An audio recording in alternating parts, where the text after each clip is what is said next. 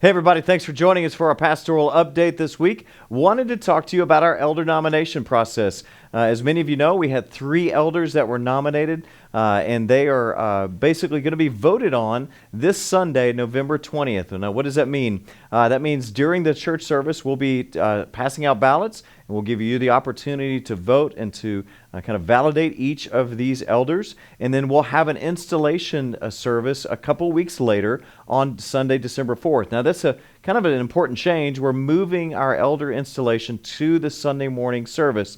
In the past, we've done this on Sunday evenings, but we feel like this is kind of a big deal, and why don't we do this on Sunday morning as a part of our time together in worship as well. So this Sunday, November 20th, we'll be voting on the elders. 2 weeks after that, we'll be installing 2 of the 3 candidates that will be put forth before our church body. Now, if you're wondering, who are they? Well, I can tell you their names. We have David Griffin, we have Charles Saker, we have Bob Munger. But if you would like to get to know them a little bit more, feel free to go to our website, wedgwoodbc.org. Scroll down a little bit, you'll see a little elder candidate tab. Click on that, and that will take you to a few YouTube videos for each of those candidates that you can hear their testimony, hear about their involvement here at Wedgwood, get to know them a little bit. But feel free over the next few days as well to reach out to any of them, to send them an email, to check in with them, and just to get to know them if you'd like to prior to our vote coming up this Sunday.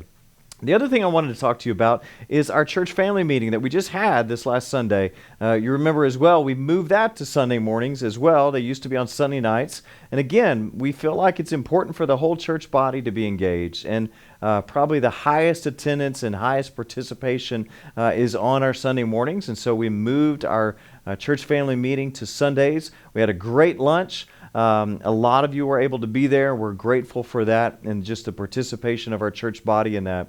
But at the end of our meeting, you'll remember, we talked a little bit about looking ahead, and we're talking about how as a church we face some of the challenges that Wedgwood and many other churches are experiencing in this post-pandemic type of world with the challenges of our society, of our culture. And one of the things that we talked about is, yes, as an elder council and our staff, our committees, we're all talking about ways that we want to see God work and to move here in our midst. But we ended on the reminder of the importance of prayer. And so that's what I just want to encourage each of you, our church body, to be mindful of, is that we need to be seeking the Lord first and foremost, asking Him to work and to move in our midst, to refresh, to revive us, and beginning in our own lives. That revival at Wedgwood and in the community as a whole has got to begin with us as individuals, as we are individually seeking the Lord. So I want to encourage you to make sure that you're spending time in the Word, seeking Him in prayer, that you're devoting yourself to the things of God, not only in an individual sense, but then collectively as well, that as a church body, in these holiday weeks that are coming up, where it may be tempting to sleep in or to pass on worship or missional community, to stay devoted, to stay locked in and engaged in the ministry here at Wedgwood, to surround yourself with the community of saints, just as the author of Hebrews reminds us, to continually be gathering together, to stir up one another in love and good works. And so I want to encourage you to be a part of that. But then to also, as I said, to be praying, to be asking the Lord to work and move in us as individuals and then collectively as a church.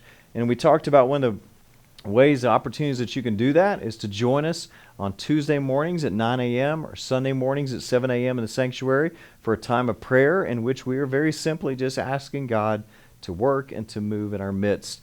And so let me remind you about that. Those are standing opportunities that you'll have each and every Tuesday and Sunday. And so let me encourage you to consider being a part of that. If you can't be, the great thing about prayer is you can do it anywhere at any time. And so let me invite you to be a part of that. And then lastly, we have all of our Wednesday night activities are on schedule for this week. We won't have any next week for the week of Thanksgiving, but this Wednesday night we have everything in full swing, so we hope you'll be able to join us as well. And then again, obviously this Sunday the 20th, the elder vote, and we'll continue to worship. We'll continue to be looking at the life of David as well in 1 Samuel. So hope to see you at any of those times, and have a great week. God bless.